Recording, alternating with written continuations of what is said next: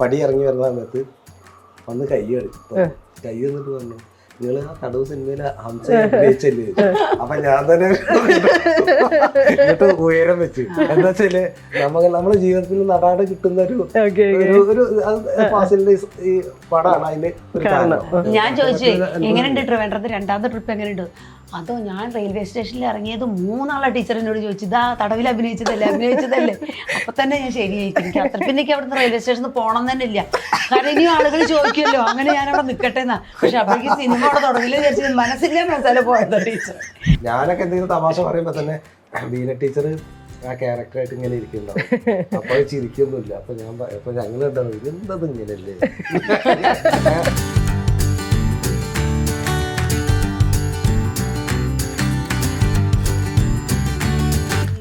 ചന്ദനപ്പൊട്ടിന്റെ പെണ്ണെ വട്ടം കുറഞ്ഞാലും ചന്തത്തിനൊട്ടും കുറവില്ല പിന്നെ ചന്ദനപ്പോയിലേ.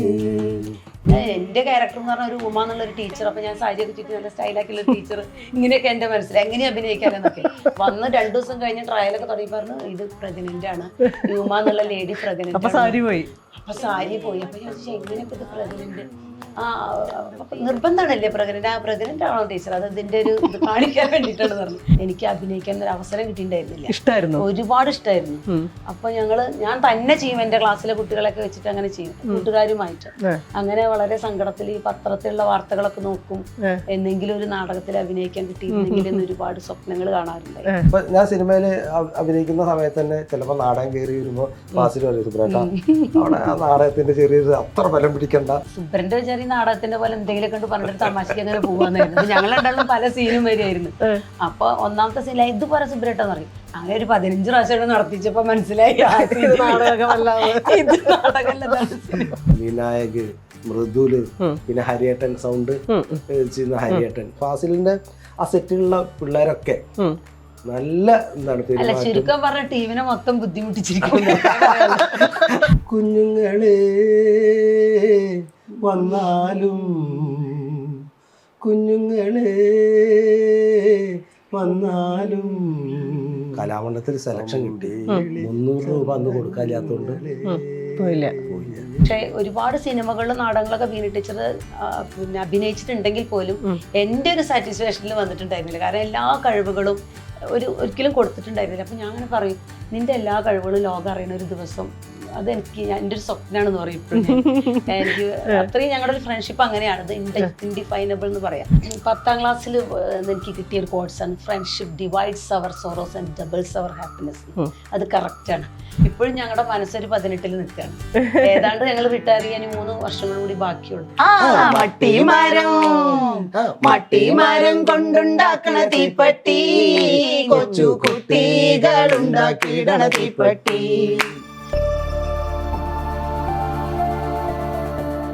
എങ്കിലുമെന്നോ മലാൾക്ക് താമസിക്കാൻ എൻ കരളിൽ, എങ്കിലുമെന്നോ മലാൾക്ക് താമസിക്കാൻ എൻ കരളിൽ, തങ്കക്കിനാക്കൾ കൊണ്ടൊരു താജ് മഹാൽ ഞാൻ ഉയർത്താം. മായാത്ത മധുരഗാനമാലിനിയുടെ കൽപ്പടവിൽ, മായാത്ത മധുരഗാനമാലിനിയുടെ കൽപ്പടവിൽ, എന്നുമെന്നും താമസിക്കാൻ എൻ്റെ കൂടെ ഒരു മോനി പ്രാണസഖി ഞാൻ വെറുമൊരു പാമരനാം പാട്ടുകാരൻ. പൊളിച്ച്. ടീച്ചർ പാട്ട് പാടുമോ? ഇല്ല, ഞാൻ പാടില്ല. ഇംഗ്ലീഷ് ഞാൻ എന്താന്ന് പറയാ, എനിക്ക് സൗണ്ട് ശരിയല്ല. അപ്പൊ അതുകൊണ്ടാണ് ക്ലാസ്സിലോട്ട് ചെന്ന് കഴിഞ്ഞ കുട്ടികളുടെ ഇത് കാണുമ്പോ നമുക്ക് അറിയാതെ പാട്ട് വരും. ആ പാട്ട് ഒരു ഒറിജിനൽ പാട്ടാ. ഇപ്പൊ ഞാനൊരു പാട്ട് പാടിയത് ഒരു ആർട്ടിഫിഷ്യലായിട്ട് മാറും. അതാ ഞാൻ പാടാത്തത്. ആണോ? സത്യം. അല്ല വേണ്ട, അതാണ് ഞാൻ പറഞ്ഞത്. നിങ്ങൾ രണ്ടുപേരും ഈ സിനിമയിലെ ടൈറ്റിൽ ഇതിന്റെ പ്രധാന കഥാപാത്രത്തിന്റെ അവിടെ അടുത്ത് നിൽക്കുന്ന അത്രയും ഇമ്പോർട്ടൻസ് ഉള്ള 2 ക്യാരക്ടേഴ്സ് ചെയ്തിട്ടുള്ള ആളുകളാണ്. ഹംസയും ഉമ്മ ടീച്ചറുമായിട്ട് അഭിനയിച്ചിട്ടുള്ള. റിയൽ ലൈഫിലും നിങ്ങൾ 3 പേരും ഭയങ്കര സുഹൃത്തുക്കളുമാണ്. എങ്ങനെയാണ് ഈ സിനിമയിലേക്കൊക്കെ വരുന്നത്? തടവിലേക്ക് എങ്ങനെയാണ് വരുന്നത്? തടവിലേക്ക് വരുന്നത് ഫാസിലിന്റെ അതിരും പിന്നെ അതിലുണ്ടായിരുന്നു. അതിനുശേഷം ഞാനൊരു സിനിമ ചെയ്യുന്നുണ്ട് എന്നൊക്കെ പറയും. അപ്പോൾ നമ്മൾ സാധാരണ കരുതാറ് എന്താണ്, ഇത്ര വലിയ ഇങ്ങനെ ഉയർച്ചയിലെത്തുന്ന രീതിയിലുള്ള ഒരു സിനിമയാണ് എന്നുള്ള ഒരു ധാരണ അപ്പോഴും ഉണ്ടായിട്ടില്ല. പക്ഷേ സ്ക്രിപ്റ്റും കാര്യങ്ങളൊക്കെ അയച്ചു തരലും പറയലൊക്കെ എൻ്റെ പൊതുവെ എന്താണ് ശ്രദ്ധിക്കാൻ പറ്റാത്തൊരു അവസ്ഥ ഉണ്ടായിരുന്നു എനിക്ക്. ഞാനൊരു സോഷ്യൽ വർക്കറാണ്. അത് കൂടാതെ പാർട്ടി പ്രവർത്തകനാണ്. പിന്നെ എന്താണ് ബാലസംഘം ഭാരവാഹിത്വമുണ്ട്. ഞാൻ പാർട്ടി ബ്രാഞ്ച് സെക്രട്ടറി, പിന്നെ ബാലസംഘം ജില്ലാ കമ്മിറ്റി അംഗം, ആ നിലയിലേക്ക് പ്രവർത്തിക്കുന്നു. ബാലസംഘത്തിന്റെ കളിവണ്ടി, വേനൽത്തുമ്പിയുടെ ആദ്യത്തെ ഒരു കളിവണ്ടി ഉണ്ട്. അതിലത്തെ എന്താണ് ഒരു ബാലതാരായിട്ട് ആണ് പ്രവേശനം. പാണിമാഷ്, പുളിയപ്പറ്റ പാണിമാഷ്, ആ മാഷാണ് നമ്മളെ ബാലസംഘത്തിന്റെ കലാരംഗത്തേക്ക് പിടിച്ചു കൊണ്ടുവരുന്നത്. അതുകൂടാതെ പഞ്ചവാദ്യം ആർട്ടിസ്റ്റാണ്, മദ്ദളം കൊട്ടുന്നുണ്ട്. അപ്പോൾ ഇങ്ങനെ ആ രംഗത്തൊക്കെ ഉള്ളൊരു ആളാവുകൊണ്ട് കുറച്ച് തിരക്ക്. അന്ന് സംസ്ഥാന തലത്തിലുള്ള വേനൽത്തുമ്പിയുടെ ക്യാമ്പ് തീർത്ഥാടനം നടക്കുക. ആ സമയത്താണ് ഈ സിനിമയുടെ കാര്യങ്ങളൊക്കെ വരുന്നത്. അപ്പൊ തന്നെ ഞാൻ ഫാസില് 2 മണിക്ക് വരാൻ പറഞ്ഞാൽ ഞാൻ ചിലപ്പോൾ 3:30 അങ്ങനെ ഒരു കുറെ ബുദ്ധിമുട്ടിയിട്ടുണ്ട്. എന്നെ വെച്ചിട്ട് കുറെ ബുദ്ധിമുട്ടിയിട്ടുണ്ട്.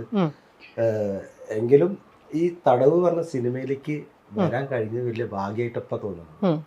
ആദ്യം നമുക്കിതിൽ അഭിനയിക്കുമ്പോൾ ഒരു പടമാണ്, സിനിമയാണ് നമ്മളോട് പറയണത്. ഏത് തരത്തിലുള്ള സിനിമയാണോ എന്ന് അറിയില്ലല്ലോ. എന്താണ് അപ്പോൾ ഇങ്ങനെ അഭിനയിച്ച് പോകുന്നുണ്ട്. നാടകം കുട്ടികളുടെ ഡ്രാമ സംഘം ഞങ്ങൾ ബാലസംഘത്തിന്റെ ആയിട്ടുണ്ട്. പിന്നെ അതിലേക്ക് പാണിമാഷിന്റെ സാറിനൊക്കെ നാടകങ്ങൾ, പ്രഭാപുര മണികണ്ഠൻ അദ്ദേഹത്തിന്റെ നാടകം, അതിലൊക്കെ എന്താണ് അഭിനയിച്ചിട്ടുണ്ട്. അത് അധികം ഈ പാർട്ടി പ്രവർത്തനത്തിന്റെ ഭാഗമായി തെരുവ് നാടകങ്ങളും പിന്നെ ഇലക്ഷൻ വരുന്ന സമയങ്ങളിൽ പ്രചാരണ ജാഥ അങ്ങനത്തെ ഉള്ള കലാപരിപാടികളാണ് കൂടുതൽ അവതരിപ്പിച്ചിട്ടുള്ളത്. അങ്ങനെയാണ് തടവിലേക്ക് എത്തിപ്പെടുന്നത്. ഈ നാട്ടുകാരൻ തന്നെയാണ്. അതെ, ഞാനും ബീന ടീച്ചറും എന്താണ് ഈ ബീന ടീച്ചറെ പറ്റി ഒന്ന് പറയാം. ഞങ്ങള് ചെറുപ്പം മുതലേ കാണുന്ന ആൾക്കാരാണ്. എന്താണ് ഒരു നമ്മള് സിനിമയിലത്തെ വരിക തന്നെ ഒരു നമ്മളെ പരുതൂർ പഞ്ചായത്തിൽ ഞങ്ങൾ വാർഡ് മത്സരങ്ങളൊക്കെ ഉണ്ടാവാറുണ്ട്. ആ സമയത്ത് ടീച്ചർ അനിയത്തി ഷീന, പിന്നെ രാമേന്ദ്ര മാഷ്, ശാന്ത ടീച്ചർ, അവരൊന്നായിട്ട് ഇങ്ങോട്ട് വരുമ്പോഴാണ് ഞങ്ങൾക്ക് ഞങ്ങളുടെ പരുതൂര് ആ ഭാഗത്തൊരു കലാപരിപാടികളുടെ ഒരു തുടക്കം ഉണ്ടാവുക. ഇവരൊക്കെ ഒരു 4 ആളൊപ്പം വരും. ഡാൻസും പാട്ടും നാടകവും കാര്യങ്ങളൊക്കെ ആയിട്ട് ഞങ്ങളിങ്ങനെ അവിടെ സ്കൂളുണ്ട്, GLP സ്കൂൾ, അവിടെ വെച്ചിട്ടാണ് പ്രാക്ടീസ് ഉണ്ടാവാറ്. അങ്ങനെയാണ് ബീന ടീച്ചറെ പറ്റി പറയുമ്പോൾ എൻ്റെ മൂത്തതാണ് ഇവർ രണ്ടാളും.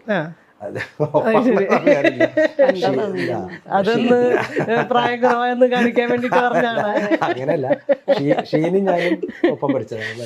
ടീച്ചർ അനിയത്തി ഷീനും ഞാനും ഒപ്പം പഠിച്ചതാണ്. ഞങ്ങള് എന്താണ് ബാലസംഘത്തിന്റെ ഈ വേനൽത്തും കളിവണ്ടി ആദ്യത്തെ അംഗങ്ങളായിരുന്നു. ഷീനി അങ്ങനെ തന്നെയായിരുന്നു. ഷീനി ഇതേപോലെ കലാകാരികൾ തന്നെയാണ്. എങ്ങനെയാണ് ടീച്ചറൊക്കെ ആയിട്ടുള്ള ഒരു ബന്ധം എന്ന് പറയാം. അനിത ടീച്ചർ എങ്ങനെയാണ് അഭിനയ രംഗത്തേക്കും നേരത്തെ തന്നെ ഈ കലാരംഗത്ത് പ്രവർത്തിക്കുന്ന ആളാണോ? എനിക്ക് ഇവരിൽ നിന്നൊക്കെ വ്യത്യസ്തമായ അനുഭവങ്ങളാണ് ഷെയർ ചെയ്യാനുള്ളത്. ഇവരെന്ന് പറഞ്ഞാൽ തിയേറ്റർ എക്സ്പീരിയൻസ് ഉണ്ട്. ഞാൻ എൻ്റെ ചെറുപ്പകാലത്ത് ഇതിങ്ങനെ വളരെ സങ്കടത്തോട് കൂട്ടിയിട്ട് നോക്കി നിന്നതായിരുന്നു. കാരണം എനിക്ക് അഭിനയിക്കാൻ ഒരു അവസരം കിട്ടിയിട്ടുണ്ടായിരുന്നില്ല. ഒരുപാട് ഇഷ്ടമായിരുന്നു.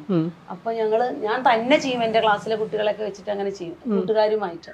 അങ്ങനെ വളരെ സങ്കടത്തിൽ ഈ പത്രത്തിലുള്ള വാർത്തകളൊക്കെ നോക്കും, എന്തെങ്കിലും ഒരു നാടകത്തിൽ അഭിനയിക്കാൻ കിട്ടിയിരുന്നെങ്കിൽ എന്ന് ഒരുപാട് സ്വപ്നങ്ങൾ കാണാറുണ്ടായി. അങ്ങനെ ഒന്നും കിട്ടിയില്ല, ഇഷ്ടപ്രകാരം ഒന്നും കിട്ടിയില്ല. അങ്ങനെ ഡിഗ്രിക്ക് പഠിക്കുമ്പോൾ അല്ല, അന്നെന്ന് പറഞ്ഞാൽ ടീച്ചേഴ്സിന്റെ കുട്ടികൾക്കൊക്കെ ആയിരുന്നു ഞങ്ങളുടെ സ്കൂളിൽ. അങ്ങനെയുള്ള അവർക്കൊക്കെയാണ് അവസരം കൊടുക്കുക ധാരാളം. അപ്പൊ നമ്മളൊക്കെ ശ്രദ്ധിക്കാതെ പോയ ചില കഥാപാത്രങ്ങൾ കേട്ടതായിരുന്നു. അതാണ് ഒന്ന്. പിന്നെ കോളേജിലൊക്കെ ചെന്നപ്പോ ഞാൻ അങ്ങനെ ചെറുതായിട്ട് ഇങ്ങനെ മരച്ചോട്ടുകളിലൊക്കെ ഇരുന്നിട്ട് ഞാൻ ഡിഗ്രിക്ക് ഞങ്ങളുടെ അടുത്തുള്ള ഒരു പ്രൈവറ്റ് കോളേജിലാണ് പഠിച്ചിട്ടായിരുന്നു. പിന്നെ B.Edന് കർണാടകയിലെ ഒരു കോളേജിലായിരുന്നു. അപ്പൊ ഞാനിങ്ങനെ ചില സൗണ്ടുകളൊക്കെ മിമിക്രി ഒക്കെ ഉണ്ടാക്കും. അപ്പൊ അവര് പറഞ്ഞു നിർബന്ധമായിട്ട് മിമിക്രിക്ക് കൂടണം എന്ന് പറഞ്ഞു. അങ്ങനെ ഞാൻ കൂടി ആദ്യമായിട്ട്. അപ്പൊ അതേവരെ ഞാൻ കോളേജ് പഠിക്കുന്ന വരെ സ്റ്റേജിൽ നിന്നിട്ടില്ല. മൈക്ക് കിട്ടിയത് ഞാൻ അങ്ങനെ വിറയ്ക്കാൻ തുടങ്ങി, ഭയങ്കരമായിട്ട് ഇങ്ങനെ വിറയ്ക്കാൻ തുടങ്ങി. അപ്പൊ എന്നോട് എല്ലാ ഫ്രണ്ട്സും ഇങ്ങനെ ധൈര്യം തന്നു. അങ്ങനെ ഞാൻ ചെയ്തു. പിന്നെ കണ്ടിന്യൂസ് ആയിട്ട് മിമിക്രി ഫസ്റ്റ് ആയിരുന്നു എനിക്ക്, കോളേജ് ലെവലിൽ കംപ്ലീറ്റ് ഫസ്റ്റ് ആയിരുന്നു. പിന്നെ ബി.എഡിന് പോയി. അന്നത്തെ മിമിക്രി എന്ന് പറഞ്ഞാൽ ഇങ്ങനെ താറാവ് കരയുന്ന ശബ്ദം, പിന്നെ ഒരു മ്യൂസിക് ഉണ്ട്, ഒരു പരിപ്പ് വട പപ്പട വട എന്നൊരു പാട്ടുണ്ട്, അതിന്റെ ഒരു ഇൻസ്ട്രുമെന്റ് മ്യൂസിക് ഒക്കെ. നമ്മുടെ വായിലും ചടപടപട നമ്മുടെ വായിലും ചടപട എന്ന് പറയില്ല, അതിന്റെ ഒരു മ്യൂസിക് ആണ്. ഇങ്ങനെ ചെയ്യും.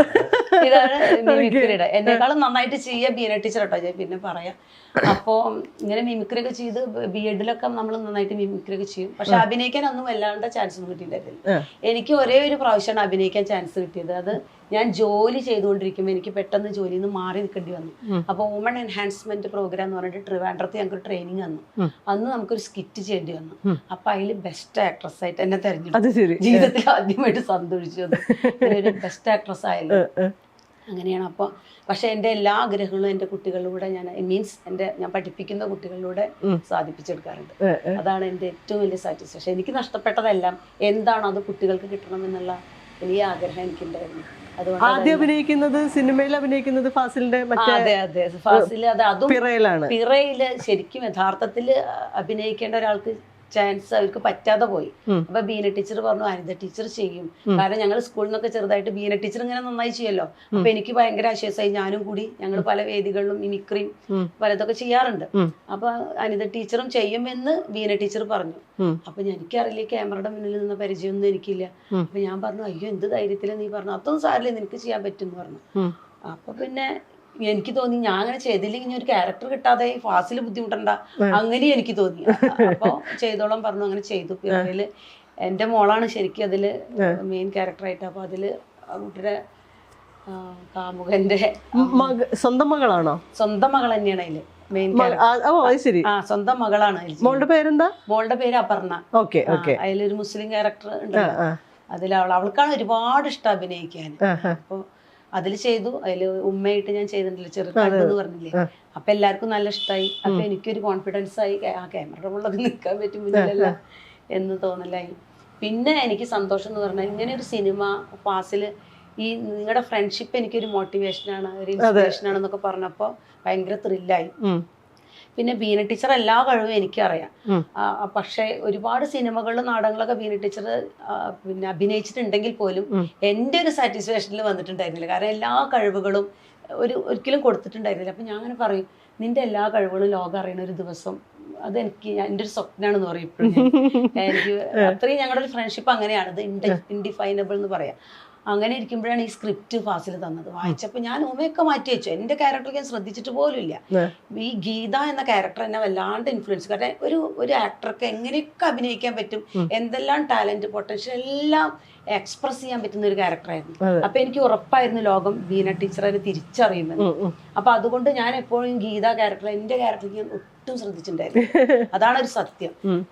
അപ്പോൾ വെറുതെ ഞങ്ങളെല്ലാം ഫ്രണ്ട്ഷിപ്പിന്റെ പേരിൽ ഇങ്ങനെ ഒരു റിയൽ ലൈഫിൽ എന്താണോ ചെയ്യണത് അത് ചെയ്തു എന്നല്ലാതെ ഞാനൊരു 100% സിൻസിയറിറ്റിയിൽ അഭിനയിച്ചു എന്ന് എനിക്ക് പറയാൻ പറ്റും.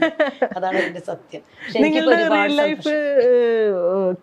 ഫ്രണ്ട്ഷിപ്പ് പറഞ്ഞല്ലോ, നിങ്ങൾ 3 പേരും നിങ്ങൾ എങ്ങനെയാ പരിചയം? സുബ്രഹ്മണ്യേട്ടനുമായിട്ട് എങ്ങനെയാ പരിചയം? ഞാൻ വളരെ റീസെന്റ് ആയിട്ട് ഒരു 5-6 വർഷം 10 വർഷം ഉണ്ടാവും അല്ലേ. ഞാൻ സ്കൂളിലേക്ക് വന്നപ്പോൾ ഇവിടെ ഇംഗ്ലീഷ് തിയേറ്റർ തുടങ്ങുകയാണ്. എനിക്കൊരു റിസർച്ച് ചെയ്ത് ഇംഗ്ലീഷ് എങ്ങനെ കുട്ടികൾക്ക് പഠിപ്പിക്കാം, ഈ അഭിനയം എങ്ങനെ ഇതിനെ ലിങ്ക് ചെയ്യിപ്പിക്കാം. അങ്ങനെ ചെയ്യുമ്പോൾ നമുക്ക് കുറേ ക്യാരക്ടേഴ്സ് ഒക്കെ ചെയ്യുമ്പോൾ അതിൽ പ്രോപ്പർട്ടീസ് ഒക്കെ ചെയ്യാനൊക്കെ പിന്നെ PTA ഭാഗമായിട്ടാണ് ഞങ്ങളുടെ വിദ്യാലയത്തിലേക്ക് വന്നിരുന്നത്. അപ്പൊ അദ്ദേഹത്തിന്റെ എല്ലാ കഴിവുകളും എല്ലാത്തിലേക്കും വളരെ നിസ്വാർത്ഥമായ സേവനമാണ്. കുട്ടികളെ ഭയങ്കര ഇഷ്ടമാണ് സുബ്രഹ്മണ്യന്. അപ്പൊ അതുകൊണ്ട് ഞങ്ങളുടെ കൂടെ നിൽക്കും. എല്ലാ പിന്നെ പ്രോപ്പർട്ടീസ് ഒക്കെ അതിനുണ്ടാക്കി തരും. ഞങ്ങൾ നാടകം കൊണ്ടുപോകും, ഒപ്പം ഞങ്ങളുടെ കൂടെ ഉണ്ടാവും. ഒരു വിദ്യാലയത്തിലെ ഒരു അധ്യാപകനേക്കാൾ വേണമെങ്കിൽ ഞങ്ങൾക്ക് സപ്പോർട്ടായിട്ട് ഒപ്പം നിന്നിട്ട് എല്ലാ കാര്യത്തിലും ഇപ്പോഴും അങ്ങനെയാണ്. അപ്പൊ ഞങ്ങൾ 3 ആൾ കൂടിയിട്ട് തന്നെ, പിന്നെ എല്ലാ ടീച്ചേഴ്സും സപ്പോർട്ട് ചെയ്യും. പക്ഷെ സ്റ്റിൽ ഞങ്ങൾ 3 ആളാണ് മാക്സിമം അതിന് ഇനിഷ്യേറ്റ് എടുത്ത് ചെയ്യാറ്. ഈ പറഞ്ഞ പോലെ ബീന ടീച്ചർ പറയും പോലെ തന്നെ അനിത ടീച്ചർ, ടീച്ചറുടെ മോളും എൻ്റെ മോളൊപ്പം പഠിച്ച ഞങ്ങള് തമ്മിൽ കണ്ടിട്ടുണ്ടായിരുന്നില്ല. സ്കൂളിൽ വന്ന ശേഷമാണ് കണ്ടിട്ടുണ്ടായിരുന്നത്. ഈ കണ്ടതിന് ശേഷം ഞങ്ങൾ ഈ ഇങ്ങനെ ഒരു ഫ്രണ്ട്ഷിപ്പ് ഇങ്ങനെ ആവുന്നുള്ളൊരു ഇതുണ്ടായിരുന്നേ കേട്ടോ. ഇങ്ങനെ വന്നത് വലിയ സന്തോഷം. ഈ സിനിമയും അതിന് ഒരു കൂടുതൽ ദൃഢമായിട്ടുള്ളൊരു എന്താണ് ഫ്രണ്ട്ഷിപ്പ് കൂടുതൽ ഒന്നുകൂടി ഉറപ്പിച്ചു എന്നുള്ള കാര്യം പറയാനുള്ളത്. ജീവിതത്തിൽ ഇപ്പോൾ ഞങ്ങൾ എന്തൊരു കാര്യം ഉണ്ടെങ്കിലും അങ്ങോട്ടും ഇങ്ങോട്ടും ഷെയർ പറയും കാര്യങ്ങളൊക്കെ. അപ്പോൾ ഇടയ്ക്ക് വിളിക്കും, ഇടയ്ക്ക് മെസ്സേജ് അയക്കും, രണ്ടു കൂട്ടർക്കും അങ്ങനെ കൂടുതൽ ബന്ധമായി. അത് എന്താണ് അപ്പോൾ ഈ സിനിമയിലേക്ക് ഈ പറഞ്ഞ മാതിരി തന്നെ സിനിമയിലേക്ക് വന്നപ്പോൾ അഭിനയിക്കാന്ന് നമുക്ക് തോന്നിയിട്ടില്ല. ഇപ്പൊ ഇവര് ഞാനൊക്കെ എന്തെങ്കിലും തമാശ പറയുമ്പോ തന്നെ ബീന ടീച്ചർ ആ ക്യാരക്ടറായിട്ട് ഇങ്ങനെ ഇരിക്കുന്നുണ്ടാവും. അപ്പൊ ചിരിക്കൊന്നുമില്ല. അപ്പൊ ഞങ്ങൾ ഉണ്ടാവും എന്തത് ഇങ്ങനെയല്ലേ എന്താ വെച്ചാൽ അവര് ആ ഒരു ക്യാരക്ടറാണ്, ഞങ്ങൾ അങ്ങനെ ഇരിക്കും. പക്ഷെ എനിക്ക് ഈ സിനിമയിൽ എടുത്തു പറയേണ്ട ഒരു കാര്യം, സിനിമ എന്നുള്ള ഒരു കൺസെപ്റ്റ് ഒക്കെ ഒരു വ്യത്യസ്തമായ രീതിയിലായിരുന്നു. ഇതൊന്ന് വളരെ ഓർഗനൈസ്ഡ് ആണ്, വളരെ സിസ്റ്റമാറ്റിക് ആണ്. നമുക്ക് കറക്റ്റ് ടൈമാണ്. പഞ്ച്വാലിറ്റി എന്നൊക്കെ പറയുന്നത് കേട്ടിട്ടുള്ളൂ, അത് കറക്റ്റാണ്. നമ്മൾ എത്തിക്കഴിഞ്ഞാൽ എല്ലാ കാര്യങ്ങളിലും ഫാസിൽ പ്രത്യേകം ശ്രദ്ധിക്കുകയായിരുന്നു. നമുക്ക് അങ്ങനെ ഒരു ടൈം പോയല്ലോ അങ്ങനെയുള്ള ഒരു ബുദ്ധിമുട്ടൊന്നുമില്ല. പിന്നെ ഫ്രീഡം അതായിരുന്നു. നമുക്ക് സിറ്റുവേഷൻ തരും, അതിന് കറക്റ്റ് ആയിട്ട് നമുക്ക് ഡയലോഗ് നമുക്ക് തന്നെ ക്രിയേറ്റ് ചെയ്യാം. എന്ത് ഡയലോഗ് അതാണ് ഡയലോഗ് തന്നെ പറയണം എന്നുള്ളൊരു ഷാഡ്യൂല്ല. അപ്പൊ അതിൽ പലതും എനിക്ക് അപ്പൊ തോന്നിയത്, ഞാൻ അങ്ങനെ കൃത്യമായിട്ട് ഹോംവർക്ക് ചെയ്തിട്ടുണ്ടായിരുന്നില്ല. കാരണം ഗീതയാണ് എന്റെ മനസ്സിൽ മുഴുവൻ എപ്പോഴും. ഗീത ചെയ്യും, ഗീത. അപ്പൊ ഈ ഉമ്മ എന്ന് പറയുന്ന ഒരു പ്രത്യേക രീതിയിൽ അങ്ങനെ നിന്നു എന്ന് മാത്രം. അപ്പൊ എന്റേതായ ഒരു ഡയലോഗ് ഓൺ ദ സ്പോട്ടിൽ ഞാൻ ചെയ്തു. ഓൺ ദ സ്പോട്ടിൽ അല്ലാണ്ട് അന്ന് പഠിച്ചു വന്നതൊന്നുമല്ല. അതിനുള്ള ഫ്രീഡം ഡയറക്ടർ തന്നിട്ടുണ്ടായിരുന്നു. അതാണ് അതിൽ ഏറ്റവും. പിന്നെ എനിക്ക് എൻ്റെ ക്യാരക്ടർ എന്ന് പറഞ്ഞ ഒരു ഉമ എന്നുള്ളൊരു ടീച്ചർ. അപ്പം ഞാൻ സാരിയൊക്കെ ചുറ്റി നല്ല സ്റ്റൈലാക്കിയുള്ള ടീച്ചർ. ഇങ്ങനെയൊക്കെ എൻ്റെ മനസ്സിൽ എങ്ങനെ അഭിനയിക്കാനെന്നൊക്കെ വന്ന് 2 ദിവസം കഴിഞ്ഞ് ട്രയലൊക്കെ തുടങ്ങി പറഞ്ഞു ഇത് പ്രഗ്നന്റ് ആണ്, ഈ ഉമ എന്നുള്ള ലേഡി പ്രഗ്നന്റ്. അപ്പൊ സാരി പോയി. അപ്പൊ ഞാൻ ചോദിച്ചാൽ എങ്ങനെ ഇപ്പൊ ഇത് പ്രഗ്നന്റ്? നിർബന്ധമാണല്ലേ പ്രഗ്നന്റ്? പ്രഗ്നന്റ് ആണോ ടീച്ചർ? അത് ഇതിന്റെ ഒരു ഇത് കാണിക്കാൻ വേണ്ടിയിട്ടാണ് പറഞ്ഞു. കഷ്ടത്തിലായി. അപ്പൊ സാരി പറ്റില്ല, ചുരിദാറായി. അപ്പൊ ആദ്യം തന്നെ എത്ര മാസം വേണ്ടു? ഒരു 4 മാസം എന്ന് പറഞ്ഞു. അപ്പൊ അതാ ഷീല ചേച്ചിയോട് ഞാൻ കണ്ടപ്പോ പറഞ്ഞു 4 മാസമാണ് ടീച്ചർ ആദ്യം തന്നെ പ്രഗ്നന്റ് ആയിട്ട്. അതിന് 4 മാസത്തിന് കുട്ടി വയറൊന്നും ഉണ്ടായില്ല എന്ന് പറഞ്ഞു. അപ്പൊ എനിക്ക് നല്ല സന്തോഷമായി. അപ്പൊ ഞാൻ പറഞ്ഞു അതേ ഫാസില് 4 മാസത്തിന് വയറൊന്നും ഉണ്ടാവില്ല എന്നാണ് പറഞ്ഞിരിക്കുന്നത്. ആണോ? ഇന്ന് ടീച്ചർ ഒരു 7 മാസത്തിന്റെ ഉള്ളിൽ വെച്ചു. അപ്പൊ എനിക്ക് തോന്നി അതൊന്നും പറയണ്ടായിരുന്നില്ല. അപ്പൊ ആദ്യം തന്നെ അപ്പൊ പറഞ്ഞാൽ 5 മാസത്തിന് കുറച്ചൊക്കെ ഒരു വയറുമതി കുറച്ചും കൂടി കുറപ്പിച്ചു ഞാൻ. അങ്ങനെ ഒരു അഡ്ജസ്റ്റ്മെന്റിലാണ്. ഒട്ടും പ്രതീക്ഷിക്കാതെ ഈ പ്രഗ്നന്റ് എന്ന കഥാപാത്രം അതിലേക്ക് കയറിയത്. സ്ക്രിപ്റ്റ് തുടങ്ങുമ്പോ അതൊന്നും പറഞ്ഞിട്ടുണ്ടായിരുന്നില്ല, പിന്നീടാണ് പറയണത്. പിന്നെ എന്നാ ഇനി പ്രഗ്നന്റ് ആയാലും ഒന്ന് ഉഷാറായിട്ട് നടക്കാച്ച അതും പറ്റില്ല, ടീച്ചറൊന്ന് വെയ്യാണ്ടി ഒന്ന് അങ്ങനെയൊക്കെ നടക്കൂട്ടോ എന്നൊക്കെ പറയും. അപ്പൊ പിന്നെ ആ രീതിയിൽ പോയി. പിന്നെ വേറെ ഒന്ന് എന്താ വെച്ചാൽ നല്ല ചുരിദാറൊക്കെ ഇടാൻ അപ്പോഴും പ്രതീക്ഷിച്ചു. ഒരു 10-12 ചുരിദാറൊക്കെ വാങ്ങിക്കണം എന്നൊക്കെ വിചാരിച്ചു. അപ്പൊ ബസ്സിൽ വീട്ടിൽ വന്നു കോസ്റ്റ്യൂമൊക്കെ നോക്കും. ടീച്ചർ എല്ലാ ചുരിദാർ എടുക്കും. അപ്പൊ ഞാൻ അടിപൊളിയായിട്ട് ചുരിദാറൊക്കെ അല്ല ഇത് വേണ്ടെന്ന് പറയും. പിന്നെ അതാ വേണ്ട വേറെ ചുരിദാറൊന്നും ഇല്ല, പിന്നെ വീട്ടിലിടണുള്ളൂ ബസ്സിൽ അതൊക്കെ കൊണ്ടുവരുമെന്ന് പറയും. അപ്പൊ ആ വീട്ടിലിടുന്ന ചുരിദാർ എന്നെ മതി. ആ പ്രതീക്ഷയും പോയി. പിന്നുള്ളൊരു പ്രതീക്ഷ നന്നായൊക്കെ മേക്കപ്പ് ചെയ്ത് നല്ല ക്രീമൊക്കെ തേച്ച് നല്ല സ്റ്റൈലാക്കിയിട്ട് ഇരിക്കാമല്ലോ. ഇവിടെ വന്നിട്ട് നോക്കി ടിഷ്യൂ പേപ്പർ എടുത്ത് എല്ലാം അങ്ങോട്ട് മായ്ച്ചു. ടീച്ചർ ഒരു ക്രീമും വേണ്ട, ഒന്നും വേണ്ടത്. ശരിക്കും പറഞ്ഞാൽ വീട്ടിൽ നിൽക്കണം അതേ വേഷം, ഒന്നുമില്ല. അപ്പൊ ഇതാണ് എന്റെ സിനിമാ ലോകം. അപ്പോഴാണ് എനിക്ക് മനസ്സിലായത്. അങ്ങനെയൊക്കെ വളരെ രസകരമായിരുന്നു. ഒരു തട്ടില് വേറൊരു തട്ടില് ഗീത എന്ന ആ ക്യാരക്ടറിന്റെ അതെന്താ വെച്ചാൽ ഡീപ്പായിട്ട് ആ ക്യാരക്ടർ ഉൾക്കൊണ്ട്. പിന്നെ ഞാൻ അനിതല്ല, ഫ്രണ്ടും ഇല്ല, ഒന്നുമില്ല. ഗീത എന്നുള്ള ക്യാരക്ടർ കംപ്ലീറ്റ് മാറി. ഇതൊരു സിനിമാ ലോകത്തേക്ക് ഞാനും പിന്നെ ഇങ്ങനെ ക്യാരക്ടറെ കാണുമ്പോൾ എനിക്ക് ഓട്ടോമാറ്റിക്കായിട്ട് ഭയങ്കര മാനസിക പ്രശ്നങ്ങൾ തുടങ്ങി. കാരണം ഈ കുട്ടിക്ക് ചെറുതായിട്ട് ഒരു ഇംബാലൻസ് ഇടയ്ക്ക് ഉണ്ടാവാറുണ്ട്. അപ്പൊ ഇത് കറക്റ്റായിട്ട് ഇംബാലൻസ് വന്നപ്പോൾ അതൊരു റിയൽ ലൈഫിലേക്ക് വന്നു എന്നുള്ളൊരു ടെൻഷൻ എനിക്ക്. അപ്പൊ ഞങ്ങൾ രണ്ടാളും ഇങ്ങനെ പറയും. അപ്പൊ അത് നല്ല ബാധിച്ചിരുന്നു ഞങ്ങളെ. ഇത് ഡിറ്റാച്ച് ചെയ്യാൻ കഷ്ടത്തിലായി. ലാസ്റ്റിൽ പൂനെയിലേക്ക് ട്രിപ്പിൽ കൊണ്ട് ഇന്നാലും ഒരു പ്രത്യേക ലോകമാണ്. അപ്പൊ ഞാൻ വിചാരിച്ചു സിനിമയും വേണ്ട, ഒന്നും വേണ്ടില്ല, ഞങ്ങൾക്ക് ഞങ്ങളുടെ ലൈഫ് തന്നെ മതി എന്നുള്ള രീതി വരെ എത്തി. ഈ ഇങ്ങനത്തെ ക്യാരക്ടേഴ്സിനെ സൗഹൃദം എത്രത്തോളം ഇമ്പോർട്ടന്റ് ആണ്? ഇപ്പൊ ഈ മൂഡ് സ്വിംഗ് സ്ത്രീകൾക്ക് സംഭവിക്കുന്നത് പൊതുലോകത്തിന് അധികം മനസ്സിലാവില്ല. പലതരം കാരണങ്ങളുണ്ട്. ഹോർമോൺ ഇംബാലൻസ് കൊണ്ട് സംഭവിക്കാം, ജീവിത സാഹചര്യങ്ങൾ കൊണ്ട് സംഭവിക്കാം, എന്തെങ്കിലും തരത്തിലുള്ള ഇൽനെസ് കൊണ്ട് സംഭവിക്കാം ഒക്കെ. എത്രത്തോളം ഇമ്പോർട്ടന്റ് ആണ് സൗഹൃദം എന്ന് പറയുന്നത് ഇത്തരം സിറ്റുവേഷൻസിൽ? ഞാൻ 10ാം ക്ലാസ്സിൽ എനിക്ക് കിട്ടിയ ഒരു കോഴ്സാണ് friendship divides our sorrows and doubles our happiness. അത് കറക്റ്റാണ്. ഈ ഫ്രണ്ട്ഷിപ്പ് എന്നത് വളരെ സിൻസിയറായൊരു ഫ്രണ്ട്ഷിപ്പ് ആണെങ്കിൽ നമ്മുടെ ജീവിതത്തിൽ അതൊരു അസറ്റാണ്. അതൊരിക്കലും നമുക്ക് വിവരിക്കാൻ കൂടി പറ്റാതെ അത്രയൊരു അസറ്റാണ്. നമ്മുടെ എല്ലാ എനർജി എന്തൊക്കെ പ്രശ്നം ഉണ്ടായാലും അത് മാറ്റാൻ നമുക്ക് അതുകൊണ്ട് പറ്റും. അതുകൊണ്ടാണ് ഞാനും ബീന ടീച്ചർ എന്നുള്ള ഫ്രണ്ട്ഷിപ്പ് ഞാൻ ഒരിക്കലും വിചാരിച്ചു അതിൻ്റെ പുസ്തകം എഴുതിയാലോ ഫ്രണ്ട്ഷിപ്പിന്റെ സ്ട്രെങ്ത് ഓഫ് ഫ്രണ്ട്ഷിപ്പ് എന്ന് പറഞ്ഞിട്ട് ഞാൻ എപ്പോഴും ചിന്തിക്കാറുണ്ടത്. കാരണം അത്രയാണത്. ഞങ്ങളുടെ ജീവിതത്തിൽ എന്നും സന്തോഷങ്ങൾ, എന്തൊക്കെ ദുഃഖം ഉണ്ടായാലും ഞങ്ങൾ അതിനെ പോസിറ്റീവ് ആക്കുക. ഇങ്ങനെ ഞങ്ങളുടെ സംസാരം പോലും ഒരു പോസിറ്റീവായതാണ്. അതുകൊണ്ട് എനിക്കതൊരു ഫ്രണ്ട്ഷിപ്പ്, ഞാൻ പ്രാർത്ഥിക്കാറുണ്ട് എൻ്റെ ജീവിതത്തിൽ നല്ല ഫ്രണ്ട്സിനെ കിട്ടണമെന്ന് ഞാൻ പ്രാർത്ഥിക്കാറുണ്ട്. അതിൻ്റെ ഭാഗമായിട്ടാണ് നിന്നെ കിട്ടിയതെന്ന് പറഞ്ഞ് തിരിച്ച് ബീന ടീച്ചർ ഇങ്ങോട്ടും പറയാറുണ്ട്. അപ്പം അത് ഞങ്ങളൊരു ഭാഗ്യമാണ്, ഒരു നിയർ ഭാഗ്യം എന്ന് പറയാൻ പറ്റില്ല, അത്രയും വല്ലാത്തൊരു ഭാഗ്യമാണ് അത്. ഞങ്ങൾക്ക് തുടർന്ന് പോകാനുള്ള എനർജി മുഴുവനും ഇപ്പോഴും ഞങ്ങളുടെ മനസ്സൊരു 18-ൽ നിൽക്കുകയാണ്. ഏതാണ്ട് ഞങ്ങൾ റിട്ടയർ ചെയ്യാൻ 3 വർഷങ്ങളും കൂടി ബാക്കിയുള്ളൂ. അപ്പോൾ ആ എനർജി മുഴുവൻ കുട്ടികളിലേക്ക് എത്തിക്കാനും ഞങ്ങൾക്ക് കഴിയാറുണ്ട്. അതാണ് അല്ല, each and every second we use in such a way, very productively. നമ്മുടെ കരിക്കുലത്തിലെ മുമ്പത്തെ നമ്മളൊക്കെ പഠിച്ച കാലത്തുള്ള സിലബസും അധ്യാപകരോടുള്ള സമീപനവും ഒക്കെ വേറെ തരത്തിലായിരുന്നു. പക്ഷെ ഇപ്പൊ ഒരു 10-20 വർഷം കഴിഞ്ഞ് ഇപ്പുറത്ത് സിലബസ് ആകെപ്പാടെ വേറെ രീതിയിലേക്ക് മാറുകയും ശിശു കേന്ദ്രീകൃതമാവുകയും ഒക്കെ ചെയ്തു. നമ്മൾ അധ്യാപകരെ ഭയങ്കര പേടിക്കുകയും തിരിച്ചിപ്പോ കുട്ടികൾ ഭയങ്കരമായിട്ട് അങ്ങനെയല്ലല്ലോ, സുഹൃത്തുക്കളെ മാതിരി തന്നെ അധ്യാപകരെ കാണുന്ന രീതി സർക്കാർ സ്കൂളുകളിലെങ്കിലും അങ്ങനെ തന്നെ നിലനിന്ന്. ആ മാറ്റം എങ്ങനെയാ ഫീൽ ചെയ്തിട്ടുള്ളത്? ഗുണകരമാണോ? നമ്മുടെ പഠനകാലവും അധ്യാപകകാലവും 100% അത് ഗുണകരമാണ്. കാരണം എൻ്റെ ലൈഫ് തന്നെയാണ് ഇതിൻ്റെ മാറ്റത്തിന്. ഞാൻ പണ്ട് ഒരു കഥാപുസ്തകത്തിന് വേണ്ടിയിട്ട് ഒരുപാട് PT പീരീഡ് ഉണ്ടാവുമായിരുന്നു. ആ PT പീരീഡ് എല്ലാ കുട്ടികളും കളിക്കാൻ പോകും. ആ കളിക്കാൻ പോകുന്ന സമയത്ത് പുസ്തകം ബാലരമ ഉണ്ടായിരുന്നത്, പൂമ്പാറ്റ. അപ്പൊ ചില കുട്ടികൾ ആ പീരീഡ് ഇത് വായിക്കില്ല. അപ്പൊ ഞാൻ ആ PT പീരീഡ് ഈ പൂമ്പാറ്റ വായിക്കാൻ വേണ്ടി കാത്തിരിക്കും. അപ്പൊ ഈ പൂമ്പാറ്റ കിട്ടുമ്പോൾ അത് വായിക്കാല. പക്ഷെ ലൈബ്രറിയിലെ പുസ്തകങ്ങളൊന്നും തന്നെ അന്ന് തരുമായിരുന്നില്ല. ലൈബ്രറിയിൽ ധാരാളം പുസ്തകങ്ങൾ കിടക്കുന്നുണ്ട്, ഒരു പുസ്തകം പോലും ഞങ്ങൾക്ക് വായിക്കും എന്ന് പറഞ്ഞിട്ട് തരില്ല. ഇനി ഇൻ കേസ് ഈ പൂമ്പാറ്റ ബാലരമൊക്കെ വായിക്കുകയാണെങ്കിൽ അതൊരു വലിയ തെറ്റാണ്. അപ്പൊ ടെക്സ്റ്റ് ബുക്കിന്റെ ഉള്ളിൽ വെച്ചിട്ട് കാണാതൊക്കെ വായിക്കാം. ഇന്ന് നേരെ തിരിച്ചാണ്. നമ്മൾ ഏത് പുസ്തകം വേണമെങ്കിൽ കുട്ടിക്ക് വായിക്കാനുള്ള അത്രയും വായനയുടെ ലോകം ചുറ്റുഭാഗത്തും ക്ലാസ്സിലും എത്ര വേണമെങ്കിൽ വായിക്കാം. അപ്പൊ അതെന്റെ ഒരു സങ്കടമായിരുന്നു. ശരി, ഇത്രയും വായിക്കാൻ കുട്ടികൾക്ക് അവസരം കിട്ടുക. അതേപോലെ അന്ന് ഇന്നത്തെ ഒരു അവസരമാണെങ്കിൽ എൻ്റെ അഭിനയമൊക്കെ അന്നേ ടീച്ചേഴ്സ് കണ്ടുപിടിച്ച് കൊണ്ടുപോകുമായിരുന്നു. പാട്ടാണ്, എന്താണോ നമ്മുടെ കഴിവ്, ഉള്ളിലുള്ള എല്ലാ പൊട്ടൻഷ്യലും പുറത്തേക്ക് എടുക്കാനുള്ള നല്ലൊരു അവസരം ഇന്നത്തെ വിദ്യാഭ്യാസം എന്ന് പറയുന്നത്. അത് വലിയ മാറ്റമാണ്. നമുക്ക് കവിത എഴുതണോ എഴുതാം, എന്തിനും സ്വാതന്ത്ര്യം. അത് എഴുതാനുള്ള വേണ്ടത്ര റിസോഴ്സുകൾ നമുക്ക് കൊടുക്കുക കുട്ടികൾക്ക്. അപ്പൊ അതുകൊണ്ട് ഭാഗ്യം ചെയ്ത കുട്ടികളാണ് ഈ തലമുറയിൽ. പിന്നെ പ്ലസ് നമുക്ക് അവരുമായിട്ടുള്ള ഒരു ഹാർട്ട് ടച്ച്. ഇപ്പൊ തന്നെ ഞങ്ങളൊക്കെ സ്കൂളിൽ പോയി കഴിഞ്ഞാൽ കുട്ടികൾ ഒടി വന്ന് കെട്ടിപ്പിടിക്കും. എന്തെന്നല്ല വരാൻ, നമ്മളെ ചീത്ത പറയുക ചെയ്യാം, എന്തെന്നല്ല വരാൻ എന്നൊക്കെ 1ാം ക്ലാസ്സിലെ കുട്ടികളൊക്കെ ആണെങ്കിൽ. പക്ഷെ ഇത് പണ്ട് അങ്ങനെയല്ല. നമ്മൾ അധ്യാപകരെ കാണുമ്പോ തന്നെ എന്ത് പറയണം എന്ത് പറയില്ല എന്ന്.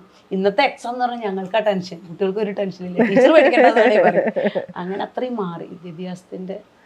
ഇങ്ങോട്ട് വരുമ്പോഴേ നിങ്ങൾ ബാങ്ക് ഉദ്യോഗസ്ഥനാണല്ലോ. പൊതുവേ നമ്മൾ സർക്കാർ ഉദ്യോഗസ്ഥർ ഇപ്പോൾ കളിയാക്കാനൊക്കെ വേണ്ടിയിട്ട് ഒരു സർക്കാർ ഉദ്യോഗസ്ഥരുടെ ലൈനിൽ അല്ലെങ്കിൽ ഒരു ബാങ്ക് ഉദ്യോഗസ്ഥൻ എന്നൊക്കെ പറഞ്ഞിട്ട് കലയായിട്ട് ഒന്നും വെറും കണക്കും അത്തരം പരിപാടികളായിട്ട് പോകുന്ന ഒരു കൂട്ടം ആളുകൾ എന്നുള്ള രീതിയിൽ നമ്മൾ തമാശയൊക്കെ പറയാറുണ്ട്. ഇത് കൃത്യമായിട്ടൊരു കലാകാരനാണ് ബാങ്കിൽ കണക്കൊക്കെ നോക്കിയിട്ട് ഇരിക്കുന്നത്. ഇത് തമ്മിൽ ഈ സിനിമയിലെ ക്യാരക്ടറും ഏതാണ്ട് അതേപോലെ തന്നെ. ഇത് തമ്മിൽ എങ്ങനെയാ ബന്ധം? അല്ല, ഇപ്പോൾ കലാരംഗത്ത് കൂടുതൽ ആൾക്കാർ ഇപ്പോൾ ഈ സർവീസ് സഹകരണ ബാങ്കിനൊക്കെ കൂടുതലും ഈ കലാരംഗത്തുള്ള ആൾക്കാരുണ്ട്. അതൊരു മാറ്റം എന്താണ്, ഇപ്പോൾ പണ്ട് എങ്ങനെയാ വെച്ചാൽ പണ്ട് ബാങ്കിൽ കണക്കും കാര്യങ്ങളും എന്താ അതിൽ മാത്രം ഊന്നി നിൽക്കുന്ന ആൾക്കാർ. ഇപ്പം അങ്ങനെയല്ല.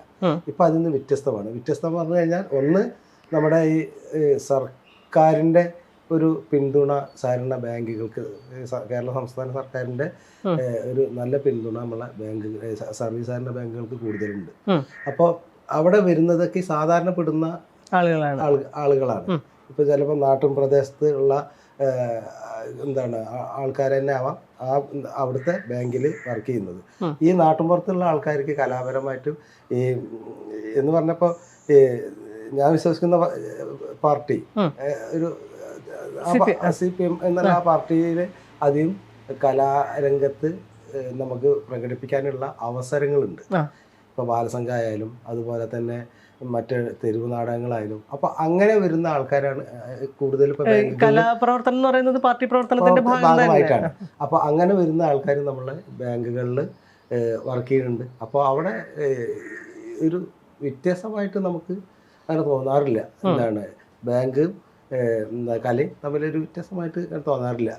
അവിടെ തന്നെ വല്ല പരിപാടികളുണ്ടെങ്കിൽ ഞങ്ങളെ കൊണ്ട് പാട്ട് പാടിക്കലും അങ്ങനെയുള്ള പരിപാടികളൊക്കെ ബാങ്കിൽ തന്നെ നടക്കാറുണ്ട്.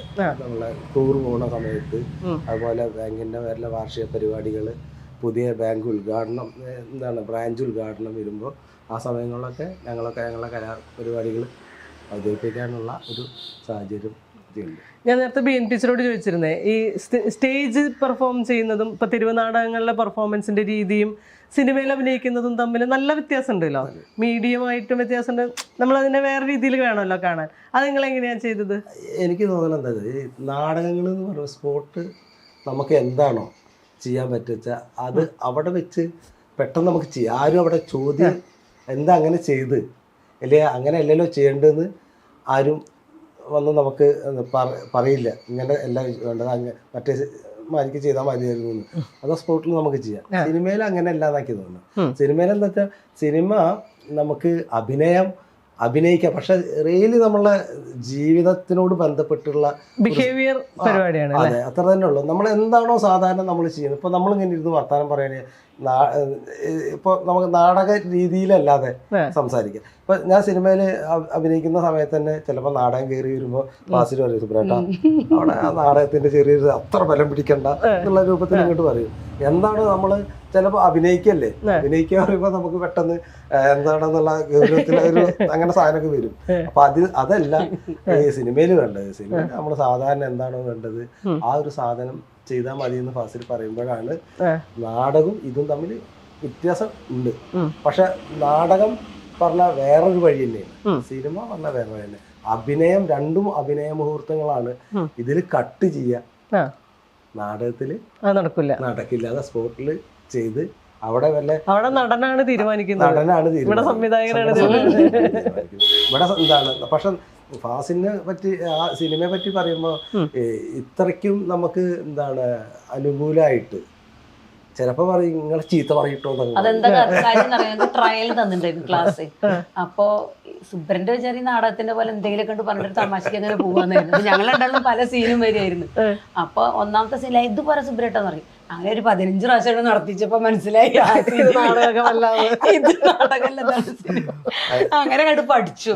അതുണ്ടായത് ഈ ഫാസിലിന്റെ നമ്മളോടുള്ള ഒരു സ്നേഹം കൊണ്ട് എത്ര പ്രാവശ്യം വേണമെങ്കിൽ ചെയ്തോളൂ, കുഴപ്പമില്ല എന്നാണ്. പക്ഷെ അത് പെർഫെക്റ്റ് ആവണം. ഫാസിലിന് ഒരു ബോധ്യമുണ്ട്, അത് മതി. അല്ലെങ്കിൽ മുഖത്തേക്ക് നോക്കി അറിയും ഒന്നുകൂടി ചെയ്യാറിയും. ചില ഭാഗങ്ങളൊക്കെ ഇങ്ങനെ, ചില ഭാഗങ്ങളെന്നല്ല ഒരുവിധം ഭാഗങ്ങളൊക്കെ ഒന്നുകൂടി നന്നാക്കിയാൽ കൊള്ളാമായിരുന്നു എന്ന് ഇപ്പൊ തോന്നുന്നുണ്ട്.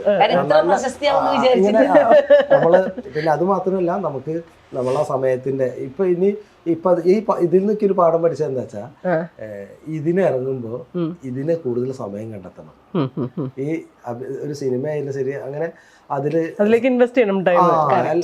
മറ്റേ നമുക്ക് 100 പരിപാടികൾ അപ്പുറം ഉണ്ടാവാം. പക്ഷെ അതും ഇതും കൂടി ആയാൽ നമ്മളെ എത്രയോ ആൾക്കാരിങ്ങനെ കാത്തു നിൽക്കുക. ഇപ്പൊ എന്താ വിനായക്, മൃദുല്, പിന്നെ ഹരിയേട്ടൻ, സൗണ്ട് ചെയ്യുന്ന ഹരിയേട്ടൻ, എന്ത് ഡീസന്റില്ല നമ്മളോടൊക്കെ. എന്താണ് ഫാസിലിന്റെ ആ സെറ്റിലുള്ള പിള്ളേരൊക്കെ നല്ല എന്താണ് ചുരുക്കം പറഞ്ഞ ടീമിനെ മൊത്തം ബുദ്ധിമുട്ടിച്ചിരിക്കും. നമുക്ക് വേണ്ടി നല്ല സപ്പോർട്ട് ചെയ്തു. ഇവരൊക്കെ നമുക്ക് ജീവിതത്തിൽ മറക്കാൻ പറ്റാത്ത ആൾക്കാരിൽ പെടുന്ന ഒരു ആള്. എന്റെ ജീവിതത്തിൽ മറക്കാൻ പറ്റാത്തൊരു മുഹൂർത്തം തന്നെയാണ് ഇത്. ഈ തടവ് എന്ന സിനിമയിൽ അഭിനയിച്ചതും ഇങ്ങനെ നമുക്കൊരു എന്താണ് ആൾക്കാരുടെ ഇടയിൽ ഒരു അവാർഡ് കിട്ടിയ മാതിരിക്കന്നെയാണ് ഇത്. അതിൽ പ്രത്യേകം വേറൊരു കാര്യം പറയാതിരിക്കാൻ വയ്യ. ഈ ഫംഗ്ഷൻ നടക്കുന്ന ദിവസം, ലാസ്റ്റ് ദിവസം ഞാൻ ഇവിടുന്ന് എന്താണ് ലാസ്റ്റ് ഫംഗ്ഷൻ്റെ അന്ന് ഞാൻ രാവിലെ ഇവിടുന്ന് ട്രെയിനിന് വന്ന് ഇറങ്ങി വരുന്ന സമയത്ത് 2-3 ആൾക്കാർ ഇങ്ങനെ, ഞാൻ എന്താ പടി ഇറങ്ങി വരുന്ന സമയത്ത് വന്ന് കൈ എന്നിട്ട് പറഞ്ഞു, നിങ്ങൾ ആ തടവ് സിനിമയിലെ ഹംസ അഭിനയിച്ചല്ലേ? അപ്പൊ ഞാൻ തന്നെ എന്നിട്ട് ഉയരം വെച്ച്. എന്താ വെച്ചാല് നമ്മളെ ജീവിതത്തിൽ നടാട് കിട്ടുന്ന ഒരു ഫാസിലിന്റെ ഈ പടമാണ് അതിന് ഒരു കാരണം. അത് മനസ്സിൽ ഭയങ്കര എന്തോ സന്തോഷം. എനിക്ക് അവനോട് കൂടുതൽ നേരം സംസാരിക്കാൻ വയ്യ. അവിടെ പരിപാടി ഇങ്ങനെ തുടങ്ങണം. അപ്പൊ വീണ ടീച്ചർ വിളിച്ചുകൊണ്ടിരിക്കുന്നുണ്ട്, അവിടെ എത്തി എന്നൊക്കെ വെച്ചിട്ട് വിളിക്കണമുണ്ട്. അപ്പോൾ ആ ഒരു അനുഭവം ജീവിതത്തിൽ മറക്കാൻ പറ്റാത്ത ഒരു തിരിച്ചറിഞ്ഞു. കാസർഗോഡ് ഒരു SI ഒക്കെയാണ് എന്താണ് സംസാരിച്ചത്. അവരോട് തന്നെ ശരിക്കും അപ്പൊ ഞാൻ പറഞ്ഞു ഇങ്ങനെ പരിപാടി ഉണ്ട്, അപ്പൊ ഞാൻ വേഗം പോട്ടേന്ന് അങ്ങനെ പറഞ്ഞാൽ അവർക്ക് എന്തോ തോന്നില്ലേ. അപ്പൊ ഞാൻ താന്നിട്ട് തന്നെ പറഞ്ഞത് ഇങ്ങനെ പരിപാടി ഉണ്ട്, ഇങ്ങനെ ആയിക്കോട്ടെ പറഞ്ഞു. അവര് അങ്ങനെ യാത്രയ്ക്ക്. അപ്പൊ അത് മനസ്സിൽ എന്താണ് എന്തോ ഒരു എനർജി. സ്ഥാനം അത് ഫാസിൽ വഴി വന്നത്. ഇതിൽ എനിക്ക് ഒരു സന്തോഷം കൂടി പങ്കുവയ്ക്കാണ്ട്. ഇതിലെ ഈ ഗീത എന്ന ക്യാരക്ടറിന്റെ ആദ്യ ഭർത്താവ് എന്റെ ചേട്ടനാണ്. അജയനം എന്നത് സ്വന്തം ചേട്ടനാണ്, സുകുമാരൻ എന്ന പേര്.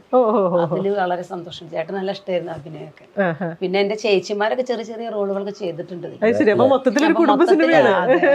പിന്നെ ബീന ടീച്ചറുടെ മൊത്തം കുടുംബമാണ്. ബീന ടീച്ചർ അമ്മയാണ് അതിൽ എന്റെ അമ്മയായിട്ട്. ഞങ്ങളെല്ലാരും ഒരു കൂട്ടായ്മ. ശരിക്കും പറഞ്ഞ ഒരു സിനിമ എന്നുള്ള ഫീൽ അല്ലായിരുന്നു അന്ന്.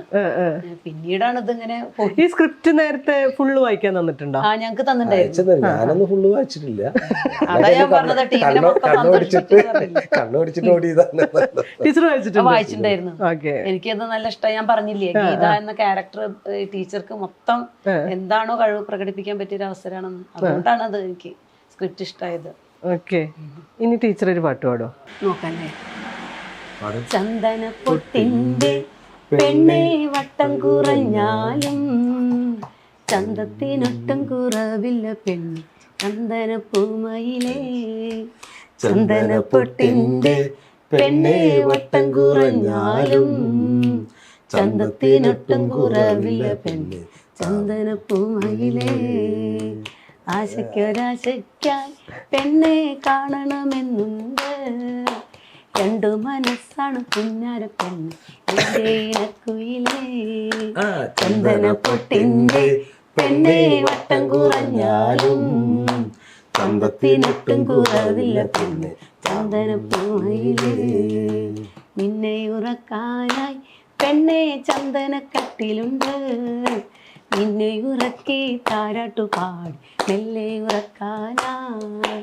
ചന്ദനപ്പൊട്ടിന്റെ പെണ്ണെ വട്ടം കുറഞ്ഞാലും ചന്തത്തിനൊട്ടും കുറവില്ല പെണ്ണ് ചന്ദനപ്പൂമയിലേ. പറഞ്ഞുകൊണ്ട് ഞാൻ പാടിയെന്ന് പറഞ്ഞു, സൗണ്ടില്ല, ശരിയല്ല. ടീച്ചറിന്റെ വായനന്റെ സ്വഭാവം എങ്ങനെയാ? എന്തൊക്കെയാ വായിക്കുക? ഞാൻ മിക്കവാറും വായിക്കാറ്. എനിക്ക് സ്പീച്ചൊക്കെ നല്ല ഇഷ്ടമാണ്. അപ്പോൾ അങ്ങനെ ലൈഫ് സ്കില്ലുകൾ, അത് നല്ല സ്പീച്ചുകൾ നന്നായിട്ട് കേൾക്കുക. പിന്നെ എപ്പോഴും നമ്മുടെ മനുഷ്യന്മാർ എന്ന് പറഞ്ഞാൽ നല്ലൊരു ജന്മം ദൈവം തന്നു, പക്ഷെ നമുക്കത് ആസ്വദിക്കാൻ കഴിയാറില്ല. അപ്പൊ എങ്ങനെയാണ് ഈ ലൈഫിനെ മാക്സിമം ബ്യൂട്ടിഫുൾ ആക്കുക? അതിന് കിട്ടിയ എല്ലാ സംഗതികളും ഞാൻ വായിച്ചിരിക്കും. അപ്പൊ എവിടെയാണ്, അതേപോലെ ഞങ്ങൾക്ക് ഒരു ഗാലക്സി എന്ന് പറഞ്ഞിട്ട് ക്ലബ്ബുണ്ട്, ഒരു ഇംഗ്ലീഷ് ക്ലബ്ബാണ്.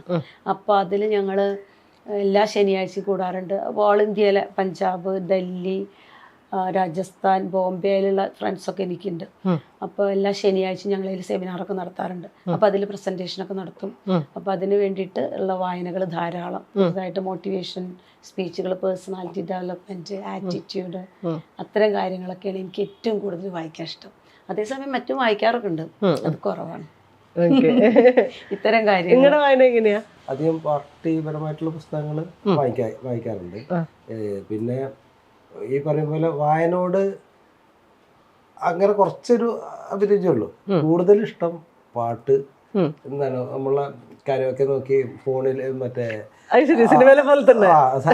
ഒരു സ്വഭാവം അത് ഫാസിൽ കണ്ടിട്ടാണ്. എന്താണ്, പൊതുവെ ഇപ്പൊ എന്റെ ഫോണിൽ ഇപ്പോഴും റീൽസ് ചെയ്യാറുണ്ടോ? ഇപ്പോഴും പാടി സാധാരണ സ്റ്റാറ്റസ് ഇടാറുണ്ട് ഞാൻ. ഒരു പാട്ടൊക്കെ പാടി ഇങ്ങനെ ഒരു നമ്മളെ സ്വഭാവമാണത്. എന്താണ്, നാടൻ പാട്ടായാലും സിനിമാ പാട്ടുകളായാലും ഇങ്ങനെ പാടി. പാട്ട് പഠിച്ചിട്ടുണ്ടോ? പാട്ട് പഠിച്ചിട്ടില്ല. അതപ്പോ ഇങ്ങനെ ഒരു പാട്ടുണ്ടാവും, എപ്പോഴും നോക്കിയാലും ഉണ്ടാവും. ഇവരൊക്കെ ആരൊക്കെ നോക്കിയെന്നൊക്കെ നോക്കുമല്ലോ. അപ്പൊ അതൊക്കെ ഒരു എന്താണ് ഇഷ്ടമാണ് പാട്ട് പാടുന്നത്. അതുപോലെ പിന്നെ കുട്ടികളുടെ പാട്ട്, ബാലസംഘത്തിൽ കുട്ടികളുടെ പാട്ട്, നമ്മളെ പാണിമാഷ കുറെ പാട്ടുകളുണ്ട്, പാണിമാഷ നാടകങ്ങളുണ്ട്. ഒരു പാട്ട് പാടോ? ഈ അപ്പമരം പറഞ്ഞിട്ട് ഒരു പൊട്ടി, കുഞ്ഞുങ്ങളെ വന്നാലും കുഞ്ഞുങ്ങളെ വന്നാലും അമ്പേളി ചന്തങ്ങളെ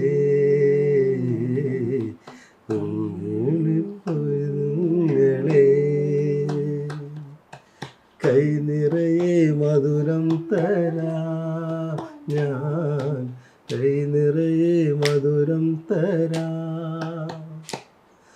വന്നാലും വന്നാലും വന്നാലും അങ്ങനെ കുറെ പാട്ടുകൾ എന്താ പാനുഭാഷ പാട്ടുകൾ ബാലസംഘത്തിന്റെ ഇതായിട്ടുണ്ട്. പിന്നെ പുതുമ നിറഞ്ഞൊരു ലോകം പണിയാൻ ഒരുമയിൽ ചേർന്നു വരുന്നവർ നാം, പുതുവെട്ടത്തെ പുൽകാനുണരും പറവകൾ നാം, പൊൻപറവകൾ നാം. അങ്ങനെ ബാലസംഘത്തിന്റെ കുറെ പാട്ടുകൾ, അതൊക്കെ പാടുക കുട്ടികളായിട്ട് അധികം ഇങ്ങനെ സംസാരിക്കാം. ബാലസംഘത്തിന്റെ യൂണിറ്റുകൾ അങ്ങനെയുള്ള പരിപാടികൾക്ക്. ഈ മദ്ദളം പഠിക്കാൻ ചെറുതിലെ പഠിച്ചതാ? മദ്ദളം ഞാൻ 7ാം ക്ലാസ്സിൽ നിന്ന് തുടങ്ങിയതാണ് മദ്ദളം. എവിടെയാ പഠിച്ചേ? ഞാൻ പള്ളിപ്പുറം ഹൈസ്കൂളുണ്ട്, എന്താണ് മറ്റേ പെരുതൂർ ഹൈസ്കൂളുണ്ട്. അവിടുന്ന് എൻ്റെ ആദ്യത്തെ ഗുരുനാഥൻ, ഞാൻ ആദ്യം തിവല പഠിച്ചിട്ടുണ്ടായിരുന്നു. തിവല വെള്ളിത്തിരുത്തി കുട്ടികൃഷ്ണൻ എന്നായിരുന്നു പറയും. അവരായിരുന്നു ആദ്യത്തെ ആശാനായിരുന്നു. അതിന് ശേഷം ഞാൻ പിന്നെ മദ്ദളം, അന്ന് ഈ കുറച്ച് തടിയിലൊക്കെ ഉള്ള ആ കൂട്ടത്തിൽ കുറച്ച് തടിയുള്ള ഒരാളൊക്കെ ഞാൻ തന്നെ ഇരുന്നു. അപ്പൊ എന്ത് ചെയ്തു, സ്കൂൾ മറ്റേ മത്സരങ്ങൾക്ക് പോകാൻ മദ്ദളത്തിന് ആളില്ലാത്തതുകൊണ്ട് എന്നെ മദ്ദളം ആക്കി. അപ്പോൾ കടവല്ലൂർ ഗോപാലകൃഷ്ണ ആശാൻ പറയും, കടവല്ലൂരിലെ ആശാനാണ് മദ്ദളം പഠിപ്പിച്ചിട്ടുണ്ടായിരുന്നത്. കടവല്ലൂര് എന്താണ് ശ്രീരാമക്ഷേത്രത്തിൻ്റെ ഒക്കെ അടുത്താണ് ആശാന്റെ വീട്. അങ്ങനെ ആശാനാണ് മദ്ദളം പഠിപ്പിച്ചിട്ടുണ്ടായിരുന്നത്. അതിനുശേഷം ഞാൻ പിന്നെ ശ്രീഭദ്ര ക്ഷേത്ര കലാവിദ്യാലയം പറഞ്ഞിട്ട് ഇവിടെ നമ്മളെ പരിധൂരനെ കുറേ പിള്ളേരെ പഠിപ്പിക്കലും, ചെണ്ട നമ്മളെ ഒരു സുഹൃത്തുണ്ട് പെരിങ്ങോട് ചന്ദ്രൻ, പെരിങ്ങോട് ചന്ദ്രേട്ടൻ്റെ അനിയൻ, ചന്ദ്രേട്ടനും വന്ന് പഠിപ്പിച്ചിട്ടുണ്ട്. ചന്ദ്രേട്ടൻ്റെ അനിയൻ ശ്രീധരൻ, അദ്ദേഹം ഒക്കെ എന്താണ് ഗുരുനാഥന്മാരാക്കി ഞാൻ കുറെ കുട്ടികളെ ഇവിടെ പഠിപ്പിച്ചു. കുട്ടികളൊക്കെ ഇപ്പൊ വാദ്യരംഗത്ത് ഉണ്ട്. ഇപ്പൊ പിന്നെ എന്താ വെച്ചാൽ പ്രൊഫഷണലായിട്ട് ചെയ്യലുണ്ട്. ഞാൻ കുറെ എന്താണ് മദ്രാസ്, എന്താണ് ബോംബെ, പൂനെ, അങ്ങനെ കുറെ സ്ഥലങ്ങൾ, കൽക്കത്ത. ആദ്യമായിട്ട് യാത്ര ചെയ്ത് കൽക്കത്തയിലേക്കാണ് സ്കൂളിൽ പഠിച്ചിരുന്ന സമയത്ത്. ഇപ്പൊ അതിൽ വേറെ കാര്യം പറയുന്നത് ബാബുമാഷ് പറയും. ബാബുമാഷ് അദ്ദേഹം ഒക്കെയാണ് ഞങ്ങൾ തന്നെ ഒരു വഴി വെച്ച്. ഇതിൽ പാണിമാഷ് ഒന്നും കൂടി എടുത്തു പറയാതിരിക്കാൻ വയ്യ. ഞാൻ അത്ര വലിയ സാമ്പത്തിക ശേഷിയുള്ള കുടുംബമൊന്നും അല്ലായിരുന്നു എൻ്റെ. വളരെ എന്താണ് അമ്മ അച്ഛനൊക്കെ പാടത്ത് പണിക്ക് പോയി, അങ്ങനെ ആ ഒരു പശ്ചാത്തലം തന്നെ ചെയ്തു. രാവിലെ 3 മണിക്ക് എണീച്ച് അമ്മക്കെ പണിക്ക് പോകുന്ന ആ ഒരു പശ്ചാത്തലം. അന്നൊന്നും രാവിലത്തെ വലിയ എന്താണ് കഷ്ടമാണ് വീട്ടിലത്തെ കാര്യം. അപ്പോൾ ഉച്ചയ്ക്ക് ചോറ് കൊണ്ടാകാറില്ല സ്കൂളിലേക്ക് പോകുമ്പോൾ. അപ്പോൾ സ്കൂൾ വിട്ട് കഴിഞ്ഞാൽ ഞാൻ ഓഫീസ് റൂമിൻ്റെ അവിടെ പോയി ഇങ്ങനെ നിൽക്കും. അപ്പോൾ പാണിമാഷക്ക് നമ്മളെ വലിയ ഇഷ്ടമായി, കൊട്ട് പഠിക്കലും പാട്ടും അത്. അപ്പോൾ പിന്നെ ഈ കലാരംഗത്തുണ്ട്. അപ്പോൾ പാണിമാഷക്ക് വലിയ ഇഷ്ടം. അപ്പോൾ മാഷ് ചോദിക്കുക, എന്താണ് അവിടെ എന്ത് ചോറ് വന്നില്ലാടാ ചോദിക്കും. ഇല്ലാതെ എന്നാൽ ഈ വീട്ടിൽ പറ്റിക്കുള്ള ചോറ് കൊണ്ടുപോകാ, ഈ അവിടുന്ന് കഴിച്ചു പറയും. മാഷ വീട്ടിൽ പോയിട്ട് ഉച്ചയ്ക്ക് ചോറ്.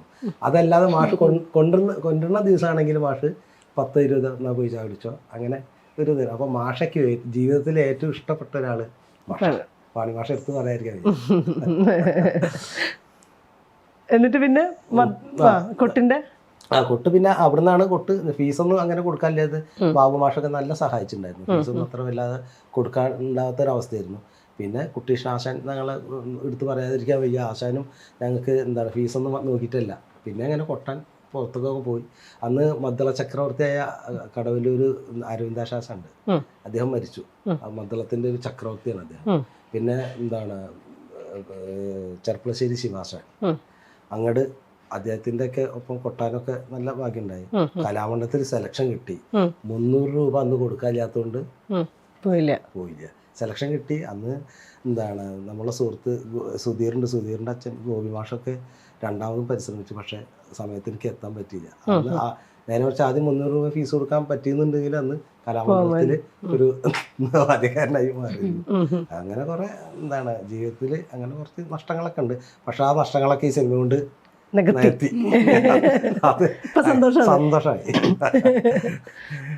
ഈ സിനിമ കണ്ടിട്ടേ വേറെ എന്തെങ്കിലുമൊക്കെ ചാൻസസ് വരുമോ, ആരെങ്കിലും വിളിക്കുക, അങ്ങനെയൊക്കെ ഉണ്ടായോ? സുബ്രഭ ആ പ്രതീക്ഷയിലാണ് നടക്കുന്നത്. അങ്ങനെയൊന്നല്ല. വേറെ അവിടുന്ന് വേറൊരു ഇതുണ്ടായി. 2 ഫോൺ നമ്പർ വാങ്ങിച്ചിട്ടുണ്ട്. ഒരാള് ഷോർട്ട് ഫിലിം വളരെ ചെയ്യുന്ന ഒരാളാണ്. അല്ല അങ്ങനൊന്നുമില്ല. എന്താണ് സിനിമ വന്നാൽ പോവായൊന്നുമില്ല. പക്ഷെ ഫാസിലിന്റെ സഹായം അപ്പോഴും വേണ്ടി വരും. അല്ല സിനിമയ്ക്ക് പോവാൻ ആഗ്രഹമൊക്കെ ഉണ്ട്. പക്ഷെ എന്താണ് എങ്ങനത്തെ സിനിമയൊക്കെ കാണാറ്? എല്ലാ സിനിമ വെച്ചാൽ എനിക്ക് അധികം അവാർഡ് സിനിമകൾ കാണാറുണ്ട് കേട്ടോ. അവാർഡ് സിനിമകൾ കാണാൻ കോമേഴ്സ് ആയിട്ട് മറ്റേ ഏറ്റവും ഇഷ്ടപ്പെട്ട നടൻ 2 മുഖങ്ങൾ തന്നെയാണ്, മമ്മൂട്ടി മോഹൻലാൽ. 2 മാറ്റി പറയാൻ കഴിയില്ല. അതിൽ രണ്ട് കണ്ണില് ഏത് കണ്ണാണ് ഇഷ്ടം ചോദിച്ചാൽ നമുക്ക് പറയാൻ പറ്റില്ല. രണ്ട് കണ്ണ് ഒരേമാതിരിക്കാൻ. അതേമാതിരിക്കാണ് മലയാളത്തിലെ രണ്ട് താരങ്ങളെ നമുക്ക് ഇഷ്ടമാണ്. അവരുടെ സിനിമകൾ കൂടുതൽ കാണാൻ ശ്രമിക്കും. എന്താണ് പിന്നെ ഇപ്പം മൊബൈലിലൊക്കെയാണല്ലോ. ടീച്ചർക്കോ? എനിക്ക് സിനിമ കാണാൻ നല്ല ഇഷ്ടം തന്നെയാണ്. പിന്നെ ഇപ്പൊ കാതല് വളരെ പിന്നെ വിവാദം സൃഷ്ടിച്ചിട്ടുണ്ടല്ലോ അല്ലേ, ഡിബേറ്റ് ഒക്കെ നടന്നുകൊണ്ടിരിക്കുകയാണ്. അപ്പൊ കാതല് ഞാൻ കണ്ടു. ഞാൻ സമൂഹത്തിനെ വീക്ഷിക്കായിരുന്നു എങ്ങനെയാണ് കാതലിനെ സമൂഹം ഉൾക്കൊണ്ടത്. അപ്പൊ ശരിക്കും പറഞ്ഞു കഴിഞ്ഞാൽ അത് കാണേണ്ട ഒരു സിനിമയെന്ന് ഞാൻ പറയുമായിരുന്നു. പക്ഷെ എനിക്കത് പറയാനും കൂടി പറ്റാത്ത ചില സന്ദർഭങ്ങളും ഉണ്ട്. അത് കാണേണ്ട സിനിമയെന്ന് എനിക്ക് പറയാൻ ചില സാഹചര്യം കൊണ്ട് എനിക്ക് പറ്റില്ല എന്നുള്ളത്.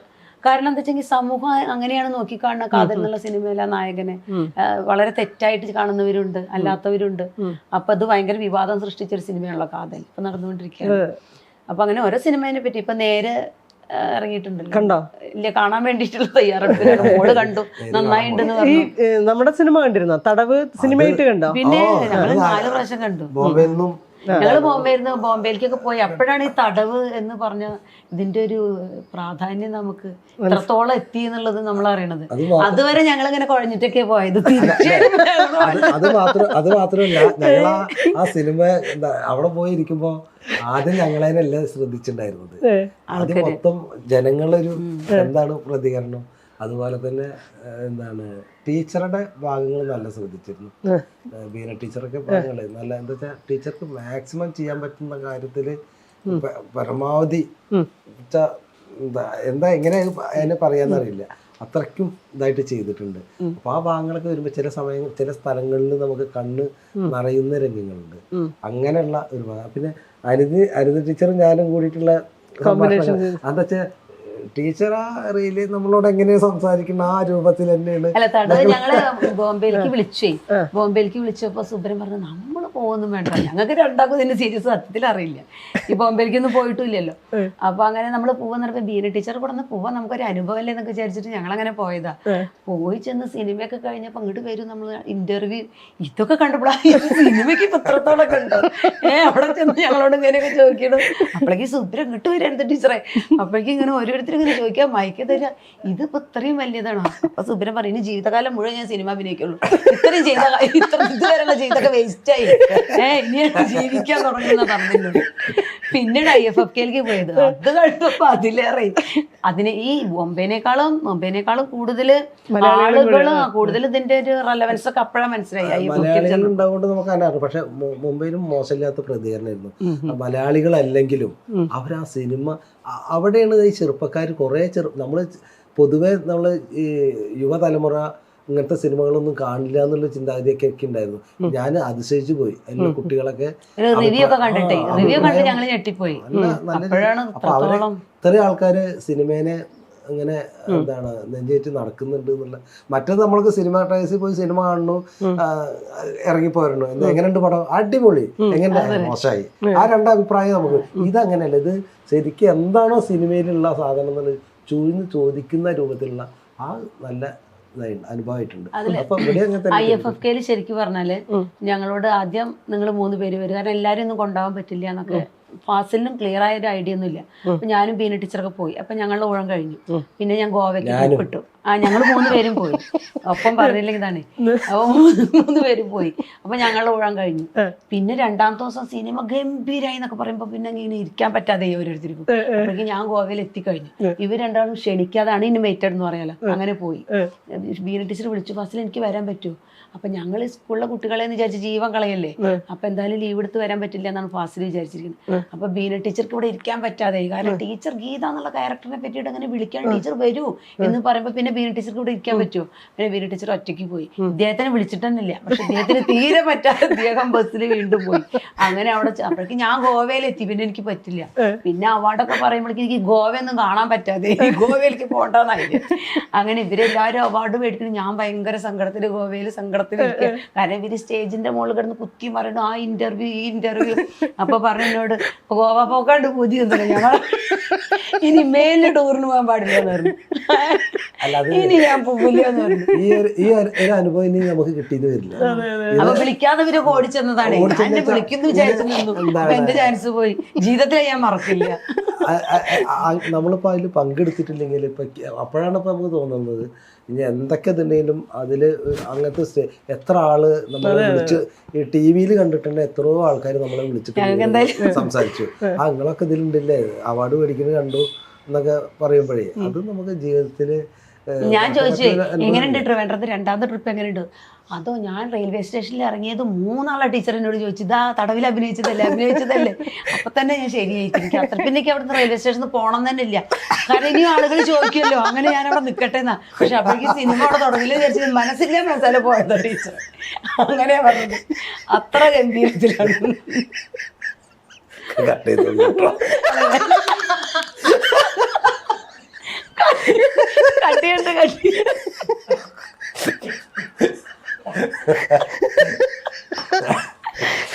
അല്ല ഇങ്ങനെയൊക്കെ തന്നെയായിരുന്നു സിനിമയിലും. അപ്പൊ ഞാന് റിയാലിറ്റി പറഞ്ഞെന്നുള്ളൂ എല്ലാ കാര്യങ്ങളും.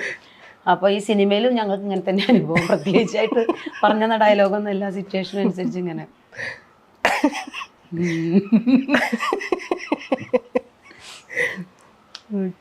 അപ്പൊ അങ്ങനെയൊക്കെയാണ്.